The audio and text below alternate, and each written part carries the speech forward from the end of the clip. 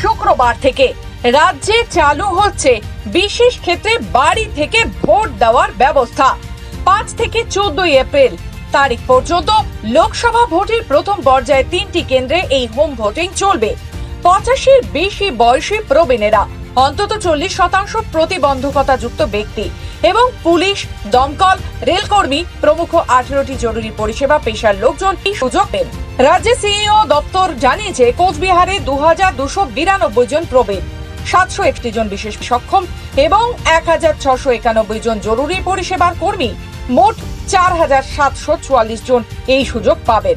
আলিপুরদুয়ারে 1911 জন প্রবীণ, 962 জন বিশেষভাবে সক্ষম এবং 266 জন জরুরি পরিষেবার কর্মী, মোট 3139 জন এই সুযোগ পাবেন। জলপাইগুড়িতে 2486 জন প্রবীণ, 1323 জন বিশেষভাবে সক্ষম ও 305 জন জরুরি পরিষেবার কর্মী, মোট 4114 জন এই সুযোগ পাবেন জলপাইগুড়িতে।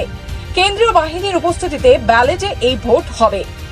তবে যারা বাড়িতে বসে ভোট দিতে চান তাদের জাতীয় নির্বাচন কমিশনের কাছে আবেদন করতে হবে উপযুক্ত নথি সহ। সেই আবেদন গৃহীত হলে 2 জন নির্বাচনী আধিকারিক যাবেন ভোট গ্রহণ করতে। এদের মধ্যে একজন রিটার্নিং অফিসার হবেন, এছাড়া একজন ভিডিওগ্রাফার এবং কেন্দ্রীয় নিরাপত্তা রক্ষীও থাকবেন ভোট দানের সাক্ষী হিসেবে।